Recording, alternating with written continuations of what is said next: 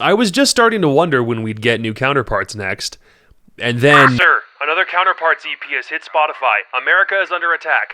What do you mean, under attack? It can't possibly be that.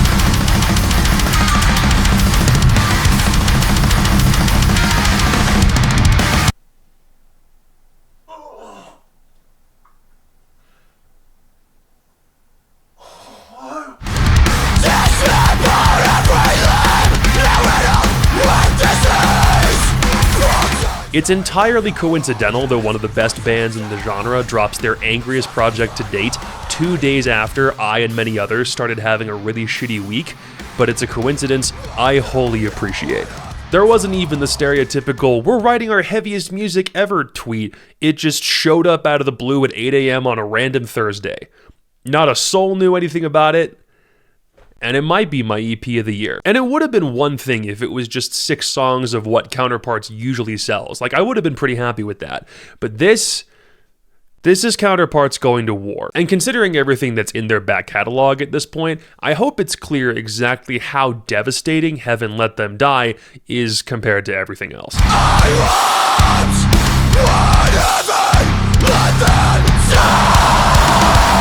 What we got here is an epilogue to Eulogy, a final chapter that takes a much darker sonic turn. It's not about being catchy, it's about wreckage. The pretty background leads are still there, but now they're out to haunt you as opposed to make you cry. And there isn't a single sung lyric on this entire thing, it's all dark screams that Brendan typically doesn't tap into on Counterparts music. Eulogy was another sad boy melodic hardcore entry that the guys have gotten really good at over the past couple of albums, but Heaven's not sad.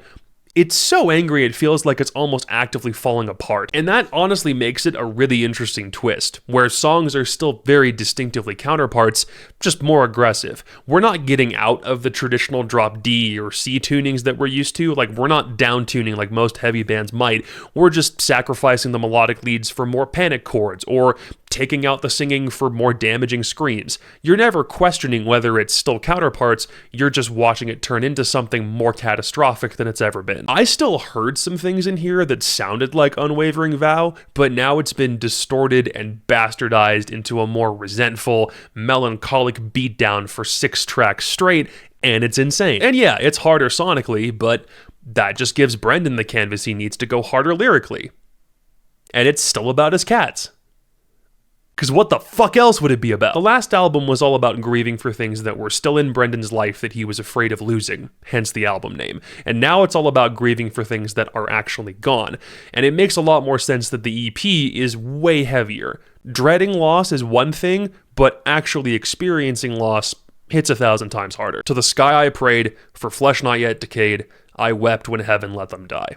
That would hit hard enough to most people, but as someone who's gone through his own fair share of religious frustrations, I get the place he's coming from. Yet for how obviously harrowing everything here sounds, I don't know, it still has an air of like desperate defiance to it. Like No Lamb Lost feels simultaneously like a song of mourning and a promise of protection. No matter how agonizing the dismay might feel, saying you'll kill to keep the ones you love alive is the sort of thing you only say if you love someone unconditionally. And that's something I think I really admire about this EP. Like, it's drenched in grief and anger, and the music and the vocals reflect that, but it's not pushed past the brink of insanity. Like, Counterparts didn't abandon their sound and immediately go brutal deathcore just to illustrate how resentful they felt. It instead feels laser focused on lashing out just enough to get the job done, but then still retain some humanity, vowing to fight through the pain to be there for the ones you love. It didn't totally alter the Counterpart soundscape. In fact, it didn't really alter it at all.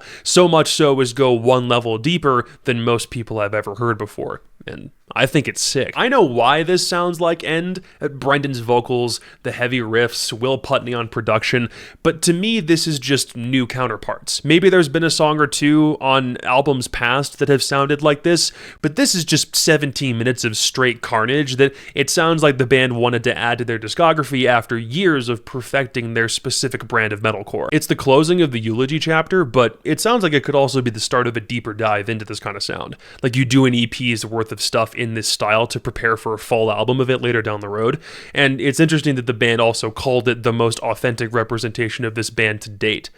It makes you wonder if there's more stuff like this to come. As for the title of this video, I think nothing's really going to top this EP this year for me. I thought Greyhaven had the #1 spot locked up for me, and there's a couple of other bands that also put out some really solid projects, but this just entered the charts right at the top and has a really good chance of staying there.